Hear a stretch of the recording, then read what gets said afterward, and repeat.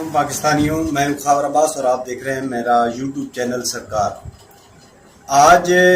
میں آپ کو بتانا چاہتا ہوں کہ جو خرم دستگیر نے انٹرویو دیا ہے، انٹرویو میں اس سے جو سچی باتیں نکل گئی ہیں منہ سے اپنے، ان کے بارے میں بتانا چاہتا ہوں۔ اور اس کے علاوہ آپ کو بتانا چاہتا ہوں کہ ایک پاک فوج کے جو ہے آفیشل جو ہیں آرمی چیف کے جنرل مہندوی، انہوں نے کیا بیانات دیے ہیں اس کے بارے میں بھی آپ کو بتانا چاہتا ہوں۔ سب سے پہلے خرم دستگیر نے، اس کے منہ سے یہ بات نکل گئی کہ ہم اس سے سوال کیا طلعت حسین نے کہ کیا ضرورت تھی آپ لوگوں کو یہ رجیم چینج کرنے کی، جس وجہ سے آپ لوگ بدنام ہی ہو رہے ہیں کہ یہ امریکہ کی وجہ سے ہوئی ہے اور آپ سے اب ملک بھی نہیں سنبھالا جا رہا۔ تو خرم دستگیر نے اس کے جواب میں کہا کہ عمران خان ہمارے جو ہم پہ جو کیسز تھے منی لانڈرنگ کے اور دوسرے کرپشن کے کیسز تھے، ان میں اتنی تیزی لا رہا تھا کہ وہ کیسز ہمارے منطقی انجام تک پہنچنے کے قریب تھے، اور یہ قریب تھا کہ عمران خان نئے ججز ہائر کرنے جا رہا تھا اور انصاف پہ فیصلے ہونے جا رہے تھے، اور یہ قریب تھا کہ شہباز شریف، حمزہ شہباز اور دیگر پیپل پارٹی کے اور پی ٹی ایم کے جتنے بھی نمائندے ہیں جن پہ کرپشن کے کیسز ہیں، یہ سارے کچھ دنوں میں یا کچھ مہینوں میں جیلوں کے اندر ہوتے اور ان پہ جو فرد جرم عائد ہو جاتی اور ان پہ کیسز کا فیصلہ قریب تھا کہ فیصلہ آ جاتا۔ دوسرا اس نے کہا کہ دوسری وجہ یہ ہے عمران خان کو ہم سب جو مل گئے ہیں نکالنے کی، وہ یہ ہے کہ عمران خان نے جو منصوبے شروع کیے ہوئے تھے، جو پاکستان کی فلاح و بہبود کے لیے عمران خان نے پاکستان کو ترقی دینے کے لیے جو منصوبے شروع کیے ہوئے تھے، ان کے 5 سال بعد ان کا آؤٹ پٹ آنا تھا، اور اگر 5 سال بعد ان کا آؤٹ پٹ آ جاتا تو عمران خان 10-15 سال کہیں بھی نہیں جا رہا تھا، اور عمران خان جب 10-15 سال کہیں نہیں جا رہا تھا تو ہماری سیاست کا جنازہ بالکل نکل جانا تھا، اور ہمیں عوام نے نہ تو صرف ووٹ دینا تھا بلکہ عوام ہماری جو کارکردگی ہے ان 35 سالوں میں وہ عوام کے سامنے آیا ہو جانی تھی کہ ایک بندہ جو شخص تھا وہ 5 سال میں آیا اور اس نے ایسے منصوبے لگا دیے جن منصوبے میں آپ دیکھ سکتے ہیں کہ یہی معیشت تھی، یہی حکومت تھی۔ آج سے 2-3 مہینے پہلے جن میں ڈیم بھی بن رہے تھے، احساس پروگرام بھی چل رہا تھا، جوانوں کو لون بھی مل رہا تھا، 5 لاکھ سے لے کے 2 کروڑ تک نوجوانوں کو قرضے بھی مل رہے تھے۔ اس کے علاوہ احساس راشن پروگرام بھی چل رہا تھا، بیواؤں کے لیے بھی پروگرام چل رہے تھے، اور جو بے روزگار افراد ہیں ان کے لیے بھی عمران خان نے پروگرام چلائے ہوئے تھے۔ اس کے علاوہ آئی ٹی سیکٹر میں اس کو بوسٹ اپ کرنے کے لیے عمران خان نے ایسی پالیسیز دے دی تھی کہ نوجوان جو ہیں وہ جو پڑھے لکھے نوجوان ہیں اور جو یوٹیوبرز ہیں ان کو یوٹیوب سے پیسے کمانے اور دیگر جو چینلز ہیں انٹرنیٹ کے، وہاں سے پیسے کمانے کے بہترین مواقع مل رہے تھے۔ اس کے علاوہ جو عمران خان نے ہماری ایکسپورٹ کو بڑھایا اور ہمارے جو ایکسپورٹر ہیں ان کو جو سہولت دی تھی، ان ساری چیزوں کو دیکھا جائے، جیسے کہ آپ یہ حکومت بھی مان رہی ہے اور مفتاح اسماعیل مان رہا ہے، اور شہباز شریف اور ان کے اندر جو سلامتی کونسل کی میٹنگ ہوئی تھی اس دن، اس میں بھی یہ بتایا گیا کہ عمران خان کی حکومت کے جتنے بھی اشاریے ہیں وہ بہتر اور مثبت کی طرف جا رہے تھے، یعنی کہ ان 3 سالوں میں جتنا کام ہوا ہے پہلے 74 سالوں میں اتنا کام نہیں ہوا کہ جو عمران خان نے ان 3 سالوں میں کام کیا ہے۔ اس کے علاوہ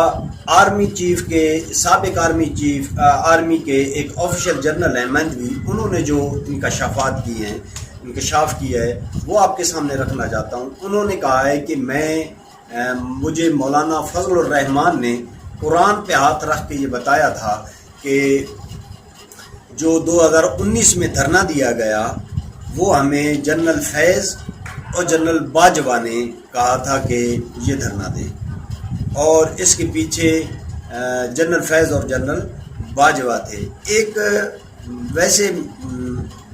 ایک خبر پھیلائی جاتی ہے کہ جنرل فیض جو ہے وہ عمران خان کے حق میں تھا شاید، یا عمران خان کو لائک کرتا تھا۔ میرے خیال میں ایسی کوئی بات نہیں تھی، اور یہ ساری ملی بھگت ہے، اب تو سامنے آ چکی ہے ساری ملی بھگت کہ کس طرح سے نیوٹرل جو ہے وہ اس حکومت کو، جو عمران خان کی حکومت تھی، اس کی کارکردگی جو ہے وہ مائنس کرنے کے چکر میں تھی اور ان جو منی لانڈرز ہیں ان کو اوپر لانے کے چکر میں تھی۔ اس میں ایک اور خبر بھی اس ماندوی نے دی ہے کہ جب یہ تحریک عدم اعتماد لائی جا رہی تھی اس وقت جنرل باجوہ کی ملاقاتیں ہو رہی تھیں، مبینہ طور پر جنرل باجوہ کی ملاقاتیں ہو رہی تھی اپوزیشن کے ساتھ۔ تو جب عمران خان نے ان سے پوچھا کہ آپ کی یہ ملاقاتیں کس سے ہو رہی ہیں اور کیا چکر چل رہا ہے، تو جنرل باجوہ کا جواب تھا کہ میری کوئی ملاقاتیں نہیں ہو رہی، اور جب دراصل اندر میں ان کی ملاقاتیں ہو رہی تھیں اور یہ ایک امریکی رجیم چینج پہ کام کر رہے تھے اور اس میں یہ کامیاب ہوئی ہے۔ اب دیکھیے یہ کہ فیٹف میں عمران خان نے 3 سال انتھک محنت کی اور 3 سال میں عمران خان نے وہ قانون پاس کروائے جن کے یہ مخالف تھے۔ آپ کو یاد ہوگا کہ جب نیب کی ترمیم کی جا رہی تھی تو جب بل پاس کرنا تھا نیب کا تو 32 نکات دیے تھے اپوزیشن نے کہ یہ مان لیے جائے ہمارے، تب ہم جو ہے وہ فیٹف کے اس قانون کی حمایت کریں گے۔ یعنی وہ عمران خان کی حکومت کو اس وقت بلیک میل کر رہے تھے۔ آج یہ جو منی لانڈرنگ کے بے تاج بادشاہ ہیں شہباز شریف اور حمزہ شہباز اور اومنی گروپ زرداری وغیرہ لوگ، یہ آج لوگ کریڈٹ لے رہے ہیں فیٹف کی کامیابی کا، حالانکہ ایسا اس میں انہوں نے الٹا اس چیز کو خراب کرنے کی کوشش کیا ہے۔ آپ کو لوگوں کو یاد ہوگا کہ جب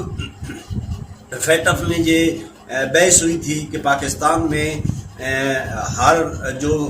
سیاسی طبقہ ہے انہوں نے ایک ملیشیا رکھی ہوئی ہے اور اپنا ایک سیکورٹی ونگ رکھا ہوا ہے جو